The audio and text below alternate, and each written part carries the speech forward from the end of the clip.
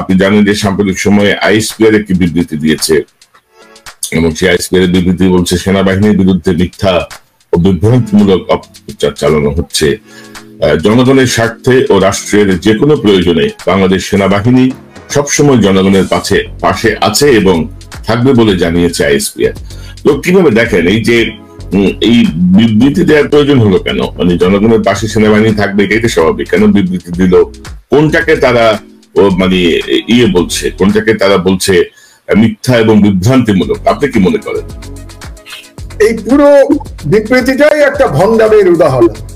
কারণটা হয়েছে কি জানেন, সব থেকে বড় ভণ্ড পৃথিবীর, সব থেকে বড় নরপিশাচ শেখ হাসিনা, এবং সে গত 16 বছরে আরো ভণ্ডদের তৈরি করেছে সেনাবাহিনীতে এবং পুলিশে। আপনি আমার আল্লাহ রহমতে হজ করার সৌভাগ্য হয়েছে, আল্লাহ সৌভাগ্য দিয়েছেন। হজে পাথর ছুটতে হয় শয়তানকে লক্ষ্য করে, এবং বড় শয়তান এবং ছোট শয়তান আছে সেখানে। শেখ হাসিনা বাংলাদেশের সব থেকে বড় শয়তান, এবং সেই বড় শয়তান ছোট শয়তানগুলো তৈরি করেছে সেনাবাহিনীতে এবং পুলিশের মধ্যে। আপনার সেনাবাহিনীর কিছু অফিসারের বক্তব্য আমি শুনছিলাম টেলিভিশনে। একজন বলছে যে আমরা যদি লাইভ বুলেট ব্যবহার করি তাহলে 5 মিনিটের মধ্যে আমরা এই আন্দোলন ঠান্ডা করে দিতে পারি। এটা একজন সেনাবাহিনীর অফিসারের বক্তব্য, জনগণ সম্পর্কে বলছে। আইএসপিআর কি বলছে? আমরা জনগণের পাশে দাঁড়াই। আর সেনা অফিসার বলছে যে 5 মিনিটের মধ্যে আমরা ঠান্ডা করে দিতে পারি। আর একজন ব্রিগেডিয়ার একই ধরনের ল্যাঙ্গুয়েজ এবং একই ধরনের বডি ল্যাঙ্গুয়েজ নিয়ে সে সেনা কথা বলছে। মোহাম্মদপুরের আমি যে রাস্তার বর্ণনা দিলাম, এই ছবিটা তো সবার কাছে আছে, এই ভিডিওটা আপনিও নিশ্চয়ই দেখেছেন, এবং এই ভিডিওটা আন্তর্জাতিক মিডিয়াতেও আমি দেখেছি, টিআরটিতে দেখেছি, তারপরে আল জাজিরাতে দেখেছি, যে সেনাবাহিনীর সদস্যরা সব রাস্তার মধ্যে শুয়ে মেশিন গান সামনে রেখে তারা জনগণের উপরে গুলি চালাচ্ছে। এখন এই ভণ্ডদের যে আইএসপিআর আপনি তো মনোযোগ দিয়ে পড়েছেন নিশ্চয়, আমি লাইন বাই লাইন পড়েছি। তারা বলছে অপপ্রচার চালানো হচ্ছে। কি অপপ্রচার কোথাও কিন্তু লেখা নাই। আপনি কি পেয়েছেন কি অপপ্রচার? তাহলে কি সেনাবাহিনী যে লোকজনকে হত্যা করেছে এটা কি অপপ্রচার? সেটা তারা বলে নাই। সেনাবাহিনী যে বাড়ি বাড়ি দেখিয়ে দিচ্ছে, পুলিশকে দেখিয়ে দিচ্ছে, এবং পুলিশ গিয়ে সেখানে লোকজনের উপরে গুলি করছে এবং সেনাবাহিনী পুলিশকে পাহারা দিচ্ছে গণহত্যায়, এটা কি অপপ্রচার? এটা কি মিথ্যা? সেনাবাহিনী কি বলবে এটা মিথ্যা? অবশ্যই না। হেলিকপ্টার থেকে গুলি চালানো হচ্ছে, সেনাবাহিনী নিজেই স্বীকার করেছে, র্যাব, যে তারা সাউন্ড গ্রেনেড এবং টিয়ার শেল নিক্ষেপ করেছে। এটা কিন্তু র্যাব নিজে স্বীকার করছে, মানে গুলিটা স্বীকার করছে না, কিন্তু তারা স্বীকার করছে হেলিকপ্টার থেকে তারা বাংলাদেশের জনগণের উপরে সাউন্ড গ্রেনেড এবং টিয়ার গ্যাস শেল নিক্ষেপ করছে হেলিকপ্টার থেকে জনগণের উপরে। এটা কি মিথ্যা? এটা কি অপপ্রচার? এবং এই সেনাবাহিনী বাংলাদেশকে যে ভারতের হাতে তুলে দিয়েছে, এটা কি অপপ্রচার? বাংলাদেশের প্রত্যেকটা আর্মি চিফ যে ভারতের নির্দেশে অ্যাপয়েন্টেড হয়, এটা কি অপপ্রচার? যেটা আপনার অনুষ্ঠানে, আপনার মনে আছে নিশ্চয়ই, জেনারেল সরওয়ার্দী নিজে আপনার অনুষ্ঠানে বলেছিলেন, ভদ্রলোক জেলে বোধহয় এখন, সরওয়ার্দী বলেছিলেন যে ভারতের নির্দেশ ছাড়া বাংলাদেশে কোনো আর্মি চিফ নিয়োগ দেওয়া হয় না। এটা কি অপপ্রচার? আপনি জানেন যে বাংলাদেশকে যখন মঈন ভারতের হাতে তুলে দিল 1/11 সময়, সেটা কি অপপ্রচার ছিল?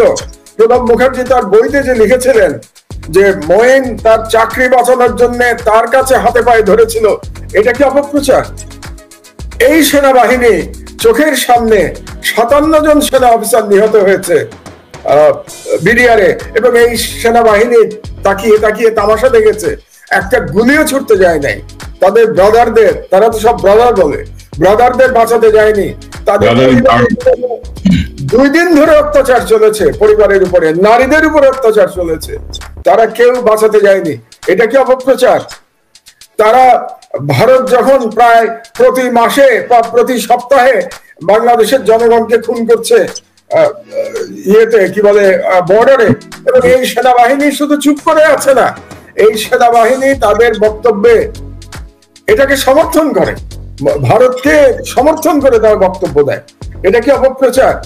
এই ওয়াকার যে এখন আর্মি চিফ, তিনি যে শেখ হাসিনার আত্মীয়, এটা কি অপপ্রচার? এই ওয়াকার যখন 9 ডিভিশনের চিফ ছিলেন, তখন মোদি প্রথমবারের মতো বাংলাদেশে এসেছিল, আমি যখন জেলে।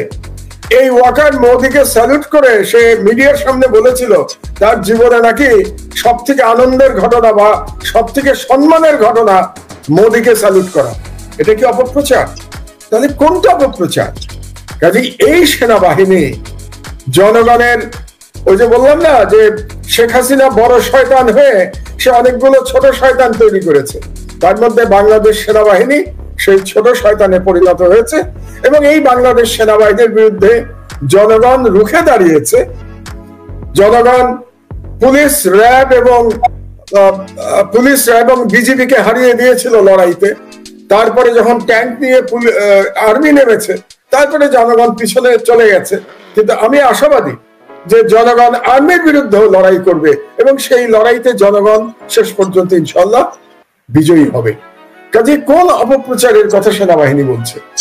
এদের যদি বিন্দুমাত্র বিবেক, বিন্দুমাত্র লজ্জা থাকতো, তাহলে এই সেনাবাহিনী এতক্ষণে শেখ হাসিনাকে বলার কথা ছিল যে এত রক্তপাতের পর আপনার আর বাংলাদেশের প্রধানমন্ত্রী হয়ে থাকার কোনো লিগ্যাল কিংবা মরাল রাইট নাই, কাজে আপনি এই মুহূর্তে পদত্যাগ করেন। এটা তো করছেই না। তারা জনগণের উপরে গুলি চালাচ্ছে এবং আমরা যারা তাদের এই ভয়ানক চরিত্র আমরা তুলে ধরছি, এই তুলে ধরারকে তারা বলছে অপপ্রচার। কিন্তু এগুলো বলে লাভ নাই কোনো, বুঝলেন? জনগণ এদেরকেও চিনে গেছে, শেখ হাসিনাকেও চিনে গেছে এবং জনগণ বুঝে গেছে যে বাংলাদেশের সব থেকে বড় শত্রুর নাম হচ্ছে ইন্ডিয়া। এবং সেই ইন্ডিয়ার বাংলাদেশে হিন্দুত্ববাদী দিল্লি শাসনের যে প্রতিনিধিত্ব করছে বাংলাদেশে, তার নাম হচ্ছে শেখ হাসিনা। এবং এই হিন্দুত্ববাদী ভারতের গোলামি করছে দুর্ভাগ্যজনক ভাবে বাংলাদেশের সেনাবাহিনী। কাজে সেনাবাহিনীর বিরুদ্ধেও আমাদের রুখে দাঁড়াতে হবে। এবং যদি কখনো জনগণের সরকার প্রতিষ্ঠিত হয়, তাহলে এই সেনাবাহিনী অফিসারদের প্রত্যেকের বিচার বাংলাদেশে করতে হবে, যেমন বিচার শেখ হাসিনা করতে হবে। যেমন সেনাবাহিনীর সাবেক কর্মকর্তা বলেন বা বর্তমান সময়ে অনেক রানিং যারা আছে, তারাও ধরেন বিভিন্ন সময় বিভিন্ন তথ্য আমাদেরকে যে দেয়, তারা কিন্তু বলে যে ভাই জুনিয়র লেভেলের সবাই কিন্তু ক্ষিপ্ত, সৈনিকরা খুবই ক্ষিপ্ত, তো মিড লেভেল অফিসাররা কিছু করতে পারতেছে না, এই রকম নানা ধরনের তারা বক্তব্য দেয়। এখন ধরেন কেন করতে পারবে না? অর্থাৎ আপনার এই ক্ষোভে আমার কি আসে যায়? এগুলো গা বাঁচানো কথা, গা বাঁচানো কথা বলে লাভ নাই। আরেকটা কথা বলি আপনাকে, কোন রিটায়ার করার পরে হিরো হয়ে লাভ নাই। রিটায়ার করার পরে যারা হিরো হয় তাদেরকেও জনগণের চিনে রাখা দরকার। রিটায়ার করে যাওয়ার পরে টকশোতে এসে বড় বড় কথা বলবেন, এটা মানা যাবে না। আপনি চাকরিতে থাকা অবস্থায় কি ভূমিকা পালন করেছেন সেটাই জনগণের কাছে বিচার্য হবে। এবং আমি মনে করি বাংলাদেশের জনগণের ভুল ভেঙে গেছে। বাংলাদেশের জনগণ ভুল করেছে, শেখ হাসিনাকে চিনতে ভুল করেছে। 2008 সালের নির্বাচনে শেখ হাসিনাকে চিনতে বাংলাদেশের জনগণ ভুল করেছে, কোনো সন্দেহ নাই। কিন্তু আমার মনে হয় সকল ভুল এখন ভেঙে গেছে। ভণ্ড শেখ হাসিনার চরিত্র জনগণের কাছে পরিষ্কার, সেনাবাহিনীর চরিত্র জনগণের কাছে পরিষ্কার। কাজেই এগুলোর সব বিচার হবে বাংলাদেশে ইনশাআল্লাহ। এবং আমরা সেনাবাহিনী যে হত্যাকাণ্ড চালাচ্ছে, এগুলো নিশ্চয়ই আমরা আন্তর্জাতিক বিশ্বের কাছে তুলে ধরবো। এটাই কিন্তু আপনার আমার সবার কর্তব্য। আমরা যারা বাইরে আছি তাদের কর্তব্য যে বাংলাদেশের ইয়াং ছেলেরা, আমাদের সন্তানের বয়সী যারা, তারা জীবন দিচ্ছে, তো আমাদেরও তো দায়িত্ব আছে। আমাদের দায়িত্ব হচ্ছে এই সেনাবাহিনীর নামে এই খুনি বাহিনীর স্বরূপ বিদেশের কাছে তুলে ধরা এবং তাদেরকে ব্ল্যাকলিস্ট করবার জন্য সর্বতভাবে প্রচেষ্টা চালানো। জাতিসংঘের পিস মিশনে তারা যেন আসতে না পারে তার চেষ্টা আমাদেরকে চালিয়ে যেতে হবে। এবং আমাদের ভবিষ্যতে আসলে আমাদেরকে মানে অনেক সংস্কারের পাশাপাশি একটা সংস্কারের দিকে লক্ষ্য রাখতে হবে মনে হয়, সেটি হচ্ছে যে মানে সেনাবাহিনী বা পুলিশ বা প্রশাসন, যে কেউ সত্য কথা বললে তার কোর্ট মার্শাল হবে না, কেউ অন্যায় প্রতিবাদ করলে তার কোর্ট মার্শাল হবে না, কেউ সত্য উন্মোচন করলে তার চাকরি যাবে না। তাকে সাসপেন্ড হবে না, এরকম কিছু বিষয় আমার মনে হয় যে দেশের স্বার্থে করা উচিত। কারণ আমরা যা দেখছি মানে এই ফাড়াগুলোর জন্য আসলে অনেকে নিশ্চুপ থাকতে চায়, ভয় পায়, ইত্যাদি ইত্যাদি। তো মাহমুদ শেখ হাসিনা ভয় পাবে কেন? এরকম ভীতু সেনাবাহিনী আমার দরকার নাই। আমার দরকার কাকে জানেন? আমার দরকার আবু সাইদের মতো সেনাবাহিনী, যে আবু সাইদ বুলেটের সামনে দুহাত প্রসারিত করে বুলেট বুকে নিতে পারবে, সেটা সেনাবাহিনী। সেনাবাহিনীর লজ্জায় তাদের মাথা নিচু করে চলা উচিত। সেনাবাহিনীর লজ্জা লাগে না? আবু সাইদের বীরত্ব দেখার পরেও তারা ভয়ের কথা বলে, তারা ভয় পায়। তাদের লজ্জা থাকা উচিত। এবং আমার যদি আবু সাইদের মতো সেনাবাহিনী থাকে, আমার সেনাবাহিনীর কোনো প্রয়োজন নাই।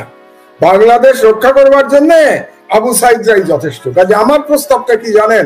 আমার প্রস্তাব হচ্ছে বাংলাদেশের ইয়াং জেনারেশনের জন্য মিলিটারি সার্ভিস বাধ্যতামূলক করতে হবে, মিলিটারি ট্রেনিং বাধ্যতামূলক করতে হবে। এবং যদি আমরা মিলিটারি ট্রেনিং বাধ্যতামূলক করতে পারি আমাদের জনগণের জন্য, ধরেন 1 বছর যে ইন্টারমিডিয়েট পাস করবে, ইন্টারমিডিয়েট পাস করার পরে তার 1 বছর মিলিটারি ট্রেনিং বাধ্যতামূলক, কিংবা 6 মাস মিলিটারি ট্রেনিং বাধ্যতামূলক, তাহলে বাংলাদেশে একটা মিলিটারি সোসাইটি তৈরি হবে। জনগণই তার দেশ রক্ষা করতে পারবে। এই ধরনের সুবিধাবাদী দুর্নীতিবাজ, আজিজের মতো, ওয়াকারের মতো দুর্নীতিবাজ এবং দেশদ্রোহী বেঈমান মির্জাফর সেনাবাহিনীর বাংলাদেশে প্রয়োজন নাই। আমার আবু সাইদের দরকার। আবু সাইদ, শহীদ আবু সাইদের মতো যদি আমার 1 লক্ষ শহীদ আবু সাইদ থাকে সিভিলিয়ানদের মধ্যে, এটাই বাংলাদেশকে রক্ষা করার জন্য যথেষ্ট। এইসব জেনারেল ওয়াকারদের আমাদের কোনো প্রয়োজন নাই। জেনারেল ওয়াকারদের বিচারের কাঠগড়ায় দাঁড় করাতে হবে। এবং এই জাতীয় ট্রেনিং কিন্তু আমেরিকা, লন্ডন সহ পৃথিবীর উন্নত সকল রাষ্ট্রেই আছে। কিন্তু একটা সার্টেন এজের পরে প্রত্যেককে একটা সামরিক প্রশিক্ষণ নিতে হয়। এই জন্য আমি প্রস্তাব দিয়ে রাখলাম, যারাই আসুক ক্ষমতায় শেখ হাসিনার পতনের পরে, যারাই দেশের দায়িত্বভার গ্রহণ করুক, তাদের এটা চিন্তায় রাখতে হবে যে আমাদের অবশ্যই ইয়াং জেনারেশনের জন্য মিলিটারি ট্রেনিং বাধ্যতামূলক করতে হবে, যাতে আমরাই আমাদের দেশ রক্ষা করতে পারি।